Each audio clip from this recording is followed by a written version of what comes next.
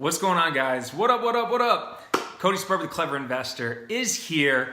Excited to be streaming live to you guys, and I have an amazing conversation I want to have with you where I'm going to share my top 10 biggest house flipping secrets. Now, I put out a post on social media asking you guys if you want to really dive in and learn a lot more about being a successful real estate investor. There was an overwhelming response. I got thousands of direct messages from you guys wanting to know more about house flipping. Now, there's a lot of different investing strategies that are out there. Most of you guys know me as one of the biggest wholesalers here in Arizona. I've done thousands of real estate flips. I've been very fortunate to be at every level of success. I've screwed a lot of stuff up along the ways, and I've discovered some amazing secrets and strategies that work really, really well that I keep doing over and over and over again. Now, because of my military background, I love systems. I love really geeking out on the processes, and of course, I love marketing. So, with that said, I want to dive in. If you want to be interactive in this conversation, great. If you just want to sit there and take notes, that's great too. And whether you're watching this on Facebook or YouTube or any of our other social media channels, I just want to say thank you for giving me your time. I know it's valuable. I know there's a lot of things you could be doing right now, but this information is going to help you make money. This information is going to help you get ahead. This is the stuff that I wish somebody was telling me when I was first getting into the business. Now, I want to do a small disclaimer. House flipping, otherwise known as rehabbing, is a business model that requires money. It doesn't have to be your money, but it can be other people's money. But whenever you put up money into a real estate transaction, there's risk, okay? And I want you guys to be prepared and really slow it down before you go out gunslinging and start putting money into one of your first rehabs. If you're brand new, I would say wholesaling, go for it. Just put yourself out there, take massive action, fail forward, and learn as you go. Rehabbing is a whole nother story. This is where you want to slow things down. This is where you want to really have good risk management. This is where you want to look at all the different pieces and be smart about what you're doing. I said that it requires money, and it could be other people's money. If you're borrowing money, whether it's from a hard money lender or a private lender, it's somebody's money is on the line. So whether it's yours or somebody else's, you really want to be careful and know what you're doing. And that's why we work so hard here at Clever Investor to systematize and structure everything for you guys. So that way you have confidence moving forward and you know how to analyze the deals, because most of the mistakes are made on the front end. So we're going to dive into these 10 tips. I hope that you guys enjoy them. And I would love to hear in the comments after we get done, what are your tips? What are the best things that you've discovered as a rehabber in your own experience? Because obviously, as a community, that's what makes Clever Investor so amazing. Also, please, the hearts and the thumbs and all that stuff, that really motivates me and makes me feel good, makes me feel like you guys are engaged and listening. So if you like something that I say, please share it with people and give me those thumbs ups. All right. So let's go into the first and probably one of the biggest house flipping mistakes I've seen new real estate investors make, and that's winging it. All right? And when I say winging it, I mean they don't take the time to build a really strong house flipping team. Now, when I first started, I didn't know anybody in the business, so going out and trying to build a team was overwhelming and frankly pretty scary. I didn't think people were going to take me seriously. I didn't think that I was going to be able to convince people to get on my team and influence them to help me build the business. But here's what I found. If you take the time and you become knowledgeable, meaning you're not winging it, you're educating yourself. And I think self-education is the best type of education. If you are watching videos like this, if you're doing your research, if you're taking good notes, if your head is really focused and in the game, people are going to feel that you're working really hard to become an expert. And when you go to influence them, to get them on your team, if you make the mistake thinking that you can go at this alone and that you're going to be able to go and wing your way through your first few rehabs, you're severely mistaken. This is where most of the mistakes happen. Building your power team around you to help give you perspective, wisdom, insight on what's going on in the market is imperative. Now, the 2 team members I feel like you absolutely have to have if you're going to be a successful house flipper. First and foremost is a savvy, investor-friendly real estate agent. They're going to help you learn the market. They're going to tell you the good and the bad and the ugly of what's going on with pending and active listings. And frankly, they just can help you identify good opportunities and also help you relist on the back end and come up with selling strategies. So put in the work on the front end to go and build relationships with investor-friendly real estate agents. The second person is a really good general contractor. Don't go and buy a rehab project and then go try to find a general contractor.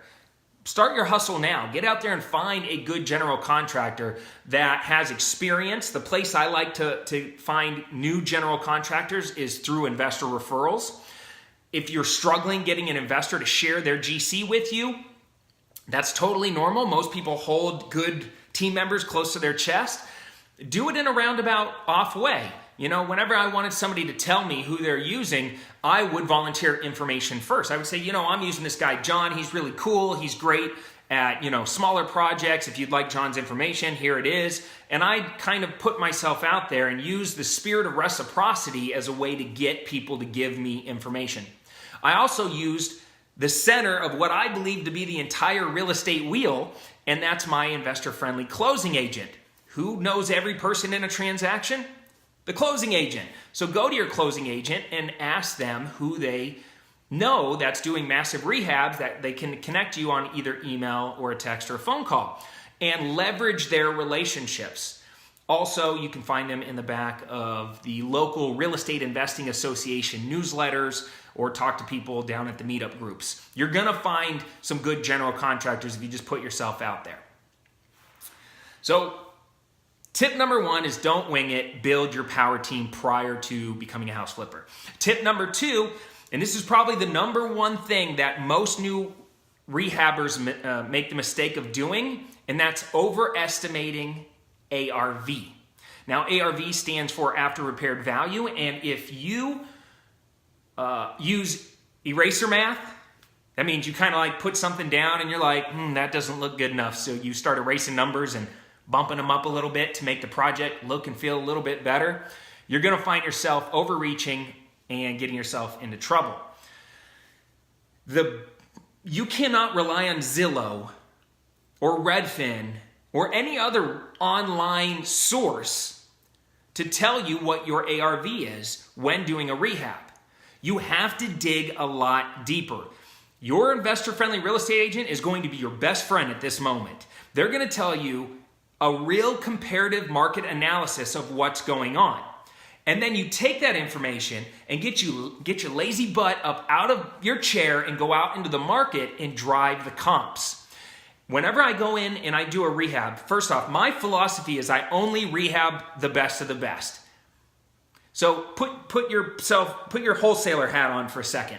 What if you put out a deal to your cash buyer list and it's crickets? Nobody wants the deal. You put it out on Craigslist, you put it out on bandit signs, you put it out all over social media, and nobody wants this deal. Is that the kind of deal that you want to rehab? No, absolutely not. The kind of deal you want to rehab is the one where you put it out to your wholesale list and people are beating down your door trying to get that deal from you. They're offering you a few $1,000s more than you even put it out for. Those are the types of deals that you want to rehab. So the home runs. So don't go out there and overestimate the ARV thinking that you can make the numbers work. And man, if I only, maybe skimp on the rehab, or I can maybe negotiate down my real estate agent or my general contractor to make this deal work. No, that's not how you go into rehabbing. Get your butt out, go drive the comps. Many, many times I find that when I'm doing my research that what I see online is not exactly what I see out in the real world. Plus, I love to go through all the pending listings that were already rehabbed and see what kind of materials and level of rehab that they've done. This gives me great insight compared to me just sitting at my computer at home trying to do online research and figure it all out. Remember, real money is on the line and real profits are on the line. So get this right. Now, the number 3 thing, and I would say this is probably one of the bigger mistakes, is managing your own rehabs. Here's my philosophy. I think that you need to look in the mirror and ask yourself, what are my core competencies? How am I really going to move the needle in my business? What am I willing to do what should I be doing with my time? And what am I willing to give up to get it? And what you'll find a lot of times is you're not the best person to be swinging a hammer. You're not the best person to be installing toilets or cabinetry. You're not the best person to be managing the project. All right? What you should be focusing on is going out and finding more deals, raising more private money, making sure that all the team members are motivated and doing what they need to do. That's how you move the needle and really ramp your business up. If you're stuck doing the work all the time, you're going to find yourself slowly building wealth and getting rich. It's super slow when you do it yourself. Leverage equals power. And you need to leverage all of your relationships, all of your resources, and other people's knowledge to get ahead. Great cities are built on the backs of people, not one person trying to build the entire city themselves. So my recommendation is do not manage your own rehab. Go out and find a professional team to do it. All right. Mistake number 4 is going and negotiating down your general contractor before the deal even starts. Let me ask you a question. You had a heart attack or you have heart failure. You're dying. Are you going to go to your heart surgeon and start negotiating to get them down in price? No, absolutely not. You would never do that. So why would you go and beat up your general contractor, the person that's responsible for helping you execute your plan before the project even starts? I'm going to be on a plane doing research on the go. I'm going to have a whole army of people helping me find the best heart surgeon in the world to save my life. And I think of my rehab projects the same way. Remember, I only rehab the best of the best. So you should be able to pay your general contractor really, really well. They need to be competent, qualified. They need to have all the right insurances, and they need to have a good communication style, right? And they have to be trustworthy. I know that's a lot to ask, but when you find a good one, don't beat them up. This goes with your real estate agents too, but when you find a good GC, pay them really well. Don't make them want to screw you over. Don't make them want to go out and do other jobs. Make them fall in love with you and doing business with you, and you're going to win every single time. All right? A good GC will go out there and hunt down good materials, costs for you. They're going to make sure all the permits are lined up and that you're protected, and they're going to make sure everybody shows up on time and is efficient with their time and with your money. All right. That leads me into mistake number 5, which is trusting but not verifying. And what I mean by that is don't be lazy in this business. Don't be somebody that just sits, puts their money out there, somebody else's money out there, gets the project going, and then mentally checks out. You have to be involved, even if you have somebody else running the rehabs. And everything I do, I get in writing. Because I made the mistake of doing the handshake deal. I made the mistake of trusting but not verifying. The reality is people don't always do what they say they're going to do. They're the what's in it for me mentality. And a lot of times you can get it aligned where your what's in it for me and their what's in it for me is in alignment. But that's not all the time, guys. A lot of times life gets in the way. It's noisy out there. Sometimes they have issues. A subcontractor, has bills that are due and they start skimping, trying to get money, and maybe they took on too many jobs, or they're not doing what they said they were going to do at the beginning of the project. And sometimes these projects take a really long time. So trust but verify, and don't be afraid to hire slow and fire fast. All right? And publicly do it. Make sure everybody else knows. Hey, this is unacceptable behavior. This isn't how I run my business. I'm not going to stand for this. Get your shit and get out of my project. And you got to have the guts and the courage to execute and hold people accountable and force them to do what you need them to do. I made the mistake so many times hearing somebody who was a good salesperson trusting that they were going to do what they were going to do, but they oversold and underdelivered. And that's the worst feeling in the world when you're a client or a customer of theirs. So now I'm in the habit of trusting and verifying, and I'm never let down. I always know what's going on in real time so I can make immediate course corrections and make sure that I never fall too far behind. And guys, if you like this right now, please share this. It's, these are the kind of conversations I'm doing for you guys because I want to see you guys get ahead. We're moving in every time another month goes by and we look back and we're not where we want to be, and we're moving into a new year, or we're setting big goals and we're not finding ourselves reaching them consistently, it's the community. It's us locking arms together. It's supporting each other. It's us holding each other accountable that's going to get us out of the bad habits that we find ourselves in and up to the next level. I'm not here to be your guru, guys. I'm really not. I'm here to be your friend and just have honest conversations with you that you need to hear because it's important. So if you like this stuff, keep the interaction coming and please share it. All right. Where were we? Tip number 7, I think we were on. So here's my thought for secret number 7. You have to get prepared before you own a project. And I see people make the mistake of not preparing prior to ownership. And there's so many things that you can do prior to owning a piece of real estate. You could start working with your draftsman or your architect and getting the plans drawn up. You can start ordering utilities. You can start preparing to pull your permits. You can start shopping for materials. You can start ordering fences and porta potties. You can line up money. You can, there's a lot of things you can do prior to ownership. If you wait until you get the property and close on it, you're already like a month behind. That 30-day closing period or whatever closing period you can extend to get is probably some of your most valuable time because the clock's not ticking yet. You're not putting out any money yet. This is the best time to go out there and do all those things I just mentioned. And I see this happen all the time. People get lazy and they don't start preparing prior to ownership. So don't make that mistake. Tip number 7, were we 6? Yeah, we were on 6. Now it's 7. Tip number 7 is to have a backup plan.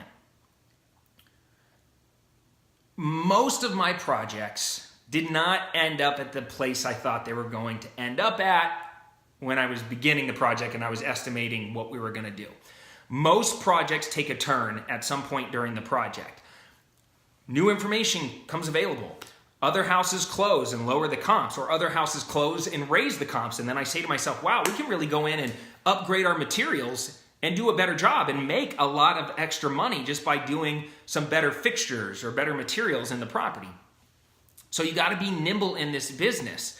And if you don't have a backup plan, because things are going to change, maybe the market slows down, maybe the project takes 2 extra months and you roll from summer to winter or something like that. You just don't know what you're going to find yourself up against, and you have to have a backup plan, especially if hard money is on the line. Hard money is a very expensive tool. It's a great tool, and I love it, and I use it all the time, and having a good relationship with your hard money lender is a good idea.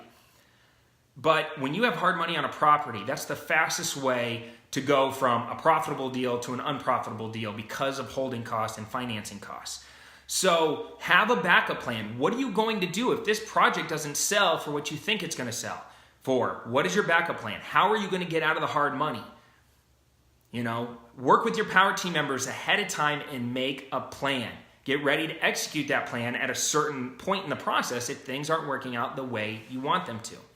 So always have a backup plan. Tip number 8 is putting your life savings on the line. I can't stand it when people are like, I dumped every last dollar I own into a rehab and it's my first rehab. I'm like, dude, have you ever heard of diversification?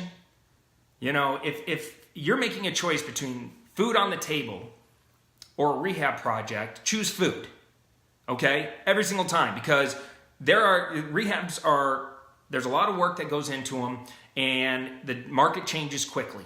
So don't spend your last dollar to your name unless you can risk it.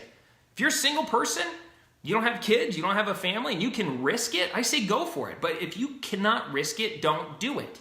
Wholesale for a little bit. Build up your reserves. Do some quick flips. Don't actually go in and take the properties down and put money into them.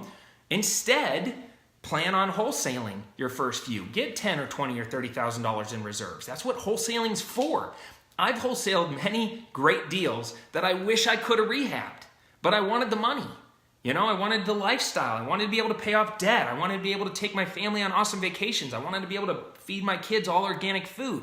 I wanted to be able to have nice things, okay? Wholesaling provides that. That's the fastest way to make a lot of money. So don't discount it, but don't reach out over the cliff too far and then fall over because you spent your last buck on a rehab deal. All right. Tip number 9 is holding on too long. I've been in situations where I list a property and within the first couple weeks I get an amazing offer, but I get greedy and I'm like, man, this offer is not as good as I want it to be. Let me back up. I get a good offer. It's not amazing. And I'm like, wow, this offer is a good offer, but I think I could get more. So I made the mistake of turning down the offer. And then I wake up and it's 4 months later and now I'm listed for less than what that original offer was 4 months earlier. Plus I had holding costs, private money or hard money costs. Now I'm stressed. It's causing me frustration. That's all I can think about. And I'm kicking myself and I'm really pissed off. And I call this the FOMO effect, the fear of missing out. You say to yourself, oh, we just listed it. I'm worried I'm going to miss out on a better deal. Don't do that. If you make a buck as a rehabber and it can turn quickly, just turn it. There's always going to be another deal. I promise you, there will always be another deal that comes down the pipeline. It happens every single time, and every time I've ever stretched and I held on too long, I always regretted it. So do not make the mistake of holding on to a rehab property for too long. Take the deal and move on. Get paid, and rinse and repeat. Number 10, and this is probably the best piece of advice I can end this video with, and that's having irrational fears of moving forward. Don't be that guy or that girl that over-prepares and over-analyzes and is skeptical and is cynical and is constantly second-guessing themselves, constantly worried and asking everybody their opinion and worried about all the reasons why things are going to fail. Fear is nothing more than stress of the unknown, right? It's the future. It's believing that all these little things could happen. But the truth is, most of them never occur. I would say 99.9% of my biggest fears never have happened yet. But yet, I find myself stressing and frustrated and second-guessing myself, and all my self-limiting beliefs start swirling around in my head. And I had to work really hard at the beginning when I was brand new to overcome a lot of these personal challenges. This is normal. This business, there's a lot of moving pieces. It's scary. That's why being part of a community like this is important. That's why having access to these cool resources and tools on social media is so awesome. I didn't have that when I was first starting. So it's normal to have fear. It's not normal to allow fear to hold you back. It's not normal for you to have so much anxiety about rehabbing or flipping houses that you're stuck and you don't do anything for any longer than a couple of moments. You got to get in the habit of moving forward despite your fears. And you don't have to go big. Maybe you go small. Maybe your fear is just, hey, today I'm going to have some conversations and talk on the phone. Maybe you get over that, you get used to that. Now it's, hey, I want to write an offer. How cool would that be if I can write it, even if it gets turned down, I'm going to write some offers. Then it's, hey, I'm going to go on some appointments. Even if I don't get a deal, I'm going to force myself to go on appointments. Then it's, I'm going to go on appointments and I'm going to try and get deals and I'm going to go networking. I'm going to try and build my power team and I'm going to, try to raise some money. And you just keep building over and over and over until finally you get to a place where you do have the confidence that you're looking for. Don't do anything that you're so uncertain about that you feel like you're going to fail and there's no way because of your anxiety that you're going to be able to move forward. If you need help, reach out to me. I'll give you some pep talks. Partner up with somebody who's more experienced. They'll give you some confidence. But you got to move forward. It's the biggest key in this business. So many people talk a big game, but their actions don't meet their words. My mentor used to always tell me, that it's going to be tough, but it's going to be worth it. It's going to be tough, but it's going to be worth it. And I believed him. And that's why I put in the work. And it changed my life. And because of that, I'm now empowered to change so many other people's lives. I'd be willing to bet that I've created more millionaires than any other educator that's around or alive today that I know of. Our community is really strong, and I believe we're the best in the world at what we do. So take these 10 tips, run with them, try them on, wear them around, walk them around the block, see how they work out for you. I bet that if you follow these 10 tips and you avoid making these mistakes, you're going to do pretty dang good. You're going to find yourself next year better off than you've ever been, at a whole nother level and ready for the next step in your life to take your business to that next level. So that's all I got for you guys today. I hope you enjoyed this little quick conversational video. If you have any thoughts or comments, I'd love to hear about them. Put them in the comment section below. Give me those thumbs real fast just to send me off. I'm going to go crush the day, and it's going to make me feel good knowing that you guys have some love for Cody Sperber, the clever investor.